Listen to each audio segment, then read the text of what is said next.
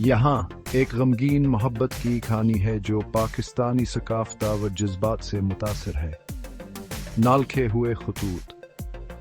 पाकिस्तान के एक खामोश गांव में जो पहाड़ियों के दरमियान वाक़ा है, आयशा अपने ख़ानदान के साथ एक छोटे लेकिन गर्म घर में रहती थी।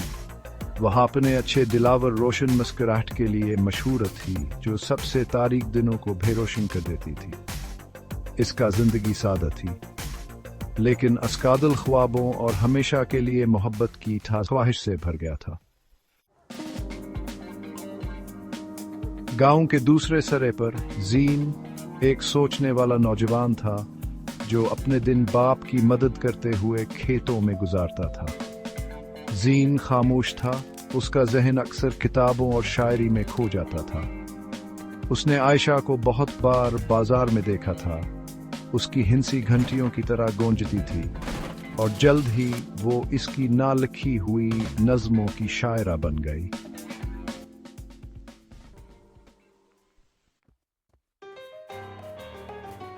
एक दिन किस्मत ने उन्हें मिलाया। यह गांव में एक शादी के मौके पर था, जहां हवा जास्मीन की खुशबू और ढोल की ताल से भर गई थी। आयशा की हिंसी ने एक बार फिर जीन का ध्यान खींचा। इस बार वहां से बात करने से बाज नहीं रह सका। ज़ैन की आप अल्फाज की जादू में यकीन रखते हैं? उसने इससे शर्मिंदगी से पूछा। उसे एक छोटा सा कागज दिया। आयशा ने इसे देखा, इसकी दिलचस्पी बढ़ गई।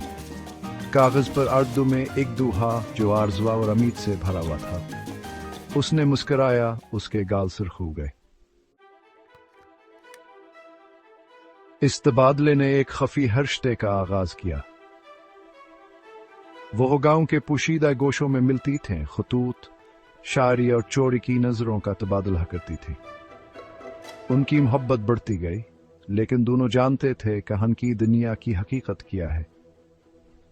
उनकी तरक्की मोहब्बत की कहानियां अक्सर ऐसे माशरे में मज़ाहमत का सामना करती हैं, जहां खानदानी इस्तावर रवायत ज़ाती ख्वाहिशात पर गालिब आती आए।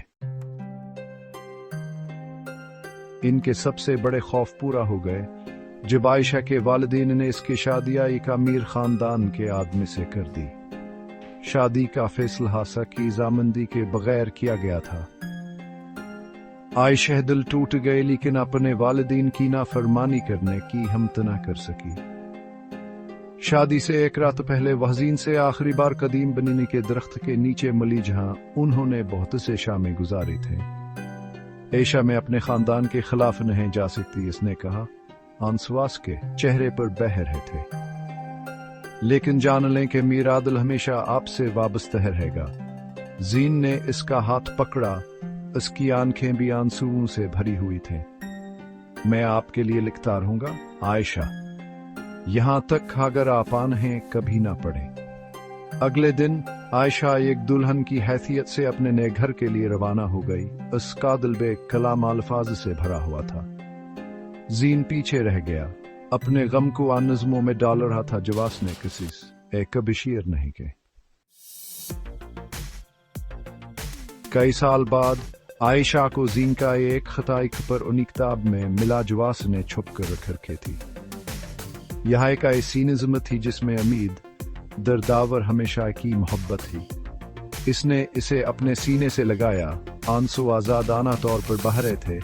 जानती थी कहानी की मोहब्बत जिंदारी है, यहां तक का गरोहा एक दूसरे को न मिल सके। और उसी गांव में कहें, जीन बनीनी के दरख्त के नीचे बैठा था, अब बयास मोहब्बत के लिए खतूत लिख रहा था, जिसे वह कभी नहीं भूल सकता था।